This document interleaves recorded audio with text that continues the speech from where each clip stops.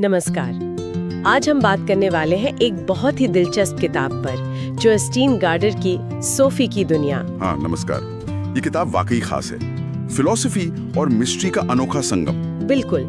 हमारे पास इस पर एक समीक्षा भी है और हम कोशिश करेंगे कि इसके जो मूल विचार हैं उनको समझें। और हाँ, ये भी कि ये कैसे हमें दर्शन और असलियत के बारे में सोचने पर मजबूर करती है। सही कहा। ये सिर्फ कहानी नहीं, ये एक तरह से दिमाग की कसरत है। तो कहानी की शुरुआत होती है 14 साल की सोफी से। Sophie Amundsen. उसे अचानक दो अजीब सी चिट्ठियां मिलती हैं। हाँ, और सवाल भी बड़े गजब के। वही तो। पहला, तुम कौन हो? और दूसरा, दुनिया कहाँ से आई है? मतलब यहीं से उसकी वो फिलोसॉफिकल यात्रा शुरू हो जाती है। और पढ़ने वाले की भी साथ साथ। तो चलिए देखते हैं ये सफर हमें कहाँ ले जाता है।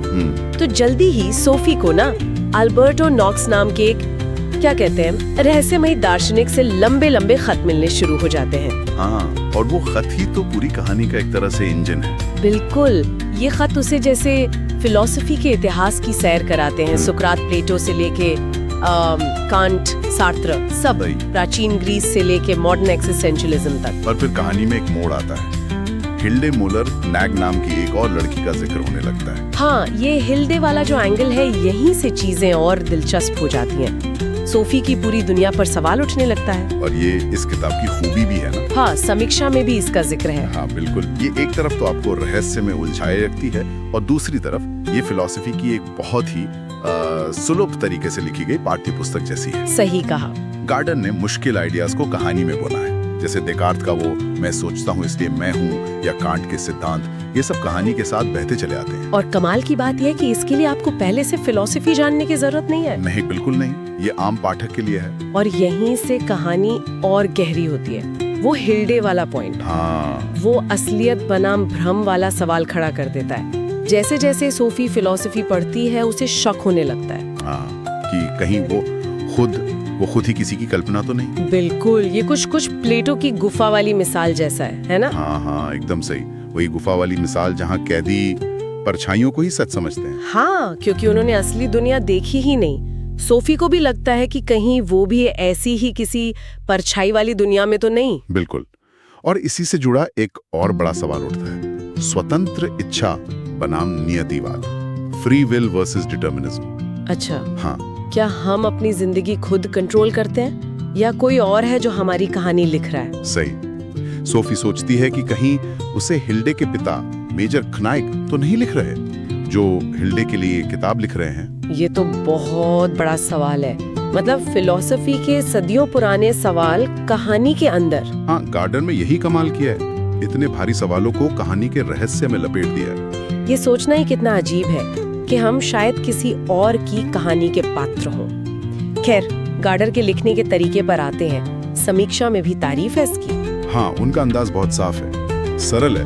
वो मुश्किल फिलोसफिकल बातें भी आसानी से समझा देते हैं, मतलब बिना उन्हें बहुत ज्यादा सिंप्लीफाई किए। हाँ, वो बात तो है। और ये बात बच्चों और बड़ों दोनों को पसंद आती है। और वो जो कहानी के अंदर कहानी वाला स्ट्रक्चर है ना, मेटाफिक्शन जिसे कहते हैं। हाँ, मेटाफिक्शन। वो इसे और भी खास बना देता है। ये सिर्फ नॉवल नहीं रह जाती, सिर्फ फिलॉसफी की किताब भी नहीं, ये दोनों का मिक्स है, दिमाग को सोचने पर मजबूर करने वाला। तो खूबियां तो काफी गिनाई। समीक्षा में कुछ कमियों का भी जिक्र है क्या? हाँ, कुछ छोटी मोटी बातें, जैसे कुछ पढ़ने वालों को लग सकता है कि कहीं कहीं किताब थोड़ी धीमी हो जाती है। अच्छा, मतलब फिलॉसफी वाले हिस्से लंबे हो जाते होंगे। हाँ, शायद। और एक बात ये भी कि कभी कभी ऐसा लग सकता है कि सूफी का किरदार फिलॉसफी समझाने का एक जरिया ज्यादा है, मतलब एक पूरी तरह से विकसित किरदार से ज्यादा वो एक माध्यम है। ये पॉइंट हो सकता है। और वो जो मेटाफिक्शनल ट्विस्ट है आखिर में, वो शायद कुछ लोगों को थोड़ा कंफ्यूजिंग लगे या अटपटा।